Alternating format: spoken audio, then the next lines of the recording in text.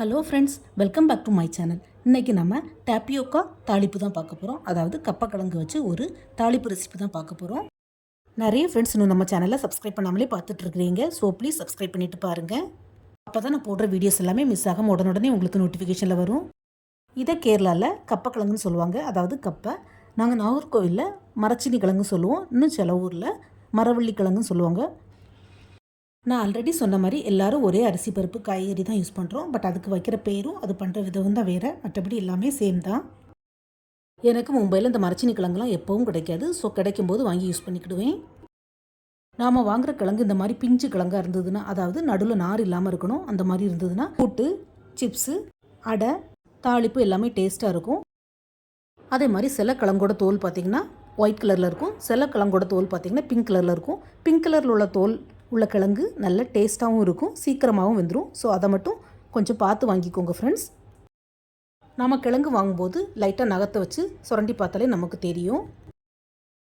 நான் இந்த தாளிப்பு பண்ணுறதுக்கு ஒரே ஒரு துண்டு கிழங்கு தான் எடுத்துருக்கிறேன். ஃபஸ்ட் இந்த கிழங்கை இந்த மாதிரி நீளமாக கட் பண்ணி எடுத்துக்கலாம். அதுக்கப்புறமா தோல் நீக்கி சின்ன சின்ன பீஸாக வெட்டி எடுத்துக்கலாம். நம்ம இந்த கிழங்கு நறுக்கும்போது எல்லா பீசஸுமே கொஞ்சம் ஈவனாக இருக்கும்படியாக நறுக்கி எடுத்துக்கோங்க. அப்போ தான் எல்லா பீசஸுமே சேமாக நமக்கு ஒரே டயத்தில் வேகும். நம்ம நறுக்கும்போது சின்னதும் பெருசுமாக கட் பண்ணிட்டோன்னா தின்னாக இருக்கக்கூடிய பீஸ் சீக்கிரமாகவே குழஞ்சிரும். பெருசாக இருக்கக்கூடிய பீஸ் வேகிறதுக்கு டைம் ஆகும். ஸோ அதை மட்டும் கொஞ்சம் கவனமாக பார்த்து வெட்டி எடுத்துக்கோங்க. இந்த மாதிரி கிழங்கெல்லாம் சின்ன சின்ன பீஸாக கட் பண்ணி எடுத்துக்கலாம். இப்போ எல்லா கிழங்கையும் நறுக்கி துண்டு போட்டாச்சு. இந்த மரச்சினி கிழங்குல பார்த்திங்கன்னா நிறைய மண் இருக்கும். ஸோ 3 to 4 டைம் நல்லா அலசி எடுத்துக்கோங்க. அதே மாதிரி இந்த மரவள்ளி கிழங்கு நம்ம வாங்கின உடனே யூஸ் பண்ணிடணும். அப்படி இல்லைன்னா காஞ்சது மாதிரி ஆயிரும். ஸோ வேகிறதுக்கும் டைம் ஆகும். நல்லா காஞ்ச முத்துன கிழங்குனா சுத்தமாக டேஸ்ட்டே இருக்காது. ஸோ வாங்கின உடனே யூஸ் பண்ணியிருக்கேன் ஃப்ரெண்ட்ஸ். கிழங்கு நம்ம கழுவுறதுக்கு முன்னாடி எப்படி இருந்தது, கழுவி முடித்த பிறகு எவ்வளோ பியூர் ஒயிட்டாக இருக்குதுன்னு உங்களுக்கு பார்த்தாலே தெரியும். இப்போ நம்ம வாஷ் பண்ண கிழங்க ஒரு கடாய் அல்லது பேனில் சேர்த்துக்கலாம். கூடவே கொஞ்சம் வேகிறதுக்கு தண்ணி சேர்த்துக்கலாம். உப்பு இப்போவுமே சேர்க்க வேண்டாம். பாதி வெந்ததுக்கப்புறமா, அதாவது கிழங்கு பாதி வெந்ததுக்கப்புறமா நம்ம உப்பு சேர்த்துக்கலாம். ஃபஸ்ட்லேயே கிழங்குல உப்பு சேர்த்தாச்சுன்னா வேகிறதுக்கு டைம் ஆகும். குக்கரில் வேக வைக்கிறதா இருந்தால் நீங்கள் ஃபஸ்ட்லேயே உப்பு சேர்த்துக்கலாம். என்னுடைய அம்மா இப்படி தான் பண்ணுவாங்க. ஸோ அதே தான் நானும் ஃபாலோ பண்ணுறேன். இப்போ கிழங்கு பாதி வந்து டிரான்ஸ்பரண்ட் ஆகிடுச்சு. இந்த ஸ்டேஜில் கொஞ்சமாக உப்பு சேர்த்துக்கலாம். உப்பு சேர்த்து லைட்டாக மிக்ஸ் பண்ணி விட்டுக்கலாம். இன்னும் கொஞ்சம் வேக வைக்கணும். ஃப்ரெண்ட்ஸ், நாங்கள் ரீசெண்டாக, அதாவது லாஸ்ட் வீக் மலேசியா ட்ரிப் போயிருந்தோம். மலேசியா இன்டர்நேஷ்னல் ட்ரிப்போட ஃபர்ஸ்ட் பார்ட்டை நான் அப்லோட் பண்ணியாச்சு. செக் பண்ணாத வியூஸ் ப்ளீஸ் செக் பண்ணிக்கோங்க. மலேசியாவில் மேக்ஸிமம் எந்த அளவுக்கு கவர் பண்ண முடியுமோ அந்த அளவுக்கு கவர் பண்ணி அப்லோட் பண்ணியிருக்கிறேன். செக் பண்ணிக்கோங்க ஃப்ரெண்ட்ஸ். கிழங்க ஸ்பூன் வச்சு இந்த மாதிரி கட் பண்ணி பார்க்கும்போது ஸ்மூத்தாக இறங்கணும். ஸோ இந்த அளவுக்கு வேக வச்சு எடுத்துக்கோங்க. இப்போ கேஸ் ஆஃப் பண்ணிவிட்டு இந்த கிழங்கு அவ்வளோத்தையும் தனியாக தண்ணி இல்லாமல் ஸ்ட்ரெயின் பண்ணி எடுத்துக்கலாம். கிழங்கு தாளிப்புக்கு இந்த வேக வச்ச தண்ணி தேவையில்லை. ஸோ ஃபஸ்ட்டில் வேக வைக்கிறதுக்கு தண்ணி சேர்க்கும் போதே கொஞ்சம் கம்மியாகவே சேர்த்துக்கோங்க ஃப்ரெண்ட்ஸ். அதே மாதிரி நல்ல பிஞ்சு கிழங்காக இருந்தால் சீக்கிரமாகவே வெந்துடும். இப்போ கேஸ் ஸ்டவ்வில் ஒரு கடாய் வச்சு அதில் கொஞ்சம் எண்ணெய் தாராளமாகவே ஊற்றிக்கலாம். எண்ணெய் சூடானதும் கொஞ்சமாக கடுகு ஆட் பண்ணிக்கலாம்.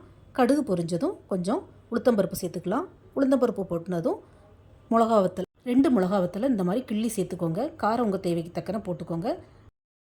கூடவே ஒரு கைப்பிடி அளவுக்கு பச்சை ஃப்ரெஷ்ஷான கருவேப்பிலை சேர்த்து நல்லா மிக்ஸ் பண்ணி விட்டுக்கலாம். இதில் இப்போ நம்ம வேக வச்ச கிழங்கை சேர்த்து நல்லா மிக்ஸ் பண்ணி விட்டுக்கலாம். ஃப்ரெண்ட்ஸ், நம்ம இந்த கிழங்கை வேக வைக்கும்போது நல்ல களி மாதிரி வேக வச்சிடக்கூடாது. இந்த மாதிரி பீஸ் பீஸாக இருந்தால் தான் சாப்பிடும்போது நல்லாயிருக்கும். கிழங்கு இந்த மாதிரி நல்லா மிக்ஸ் பண்ணி விட்டதுக்கப்புறமா கொஞ்சம் துருவின வெள்ளை தேங்காய், அதாவது பொடி பொடியாக துருவின தேங்காவை சேர்த்துக்கோங்க. தேங்காய் அளவு கொஞ்சம் ஜாஸ்தியாக இருந்தால் தான் நல்லாயிருக்கும். ஸோ கஞ்சத்தனை பிடிக்காமல் தேங்காவை கொஞ்சம் ஜாஸ்தியாகவே ஆட் பண்ணிக்கோங்க. அதே மாதிரி இந்த தாளிப்புக்கு தேங்காவை துருவி தான் சேர்க்கணும். துண்டு துண்டாக, அதாவது பல்லாக நறுக்கி போடக்கூடாது. தேங்காய் பூ சேர்த்து இந்த மாதிரி லைட்டாக பரட்டி விட்டுட்டு கேஸ் ஆஃப் பண்ணிடலாம். சுட சுட சர்வ் பண்ண வேண்டியதுதான். அதே மாதிரி இந்த கிழங்கு தாளிப்புக்கு சைடிஷ் எதுவும் தேவையில்லை. சும்மா அப்படியே சாப்பிட வேண்டியதான். டேஸ்ட்டு சும்மா அல்டிமேட்டாக இருக்கும். ஈவினிங் டீ காஃபி கூட இந்த கிழங்கு தாளிப்பை ட்ரை பண்ணலாம். அப்படி இல்லைன்னா காலையில் பிரேக்ஃபாஸ்ட்டுக்கு அல்லது டின்னருக்கு கூட இதை செஞ்சு சாப்பிட்லாம். நான் இந்த மரச்சீனி கிழங்கு வச்சு கூட்டு செஞ்சு அப்லோட் பண்ணியிருக்கிறேன். என்னுடைய சேனலில் போய் செக் பண்ணிக்கோங்க ஃப்ரெண்ட்ஸ். இந்த மரவள்ளி கிழங்குல கூட்டு, தாளிப்பு, அடை தோசை, அப்புறம் சிப்ஸ் கூட பண்ணலாம். ஃப்ரெண்ட்ஸ், இதே மாதிரி நீங்களும் வீட்டில் ட்ரை பண்ணி பார்த்துட்டு உங்களுக்கு எப்படி வந்தது, பிடிச்சிருந்தான்னு உங்களுடைய ஃபீட்பேக்கை மறக்காமல் ஷேர் பண்ணுங்கள். இந்த வீடியோ பிடிச்சிருந்தா SRV கலக்கல்ஸை மறக்காமல் லைக், ஷேர் அண்ட் சப்ஸ்கிரைப் பண்ணுங்கள். தேங்க்ஸ் ஃபார் வாட்சிங். See you soon in the next video. Bye.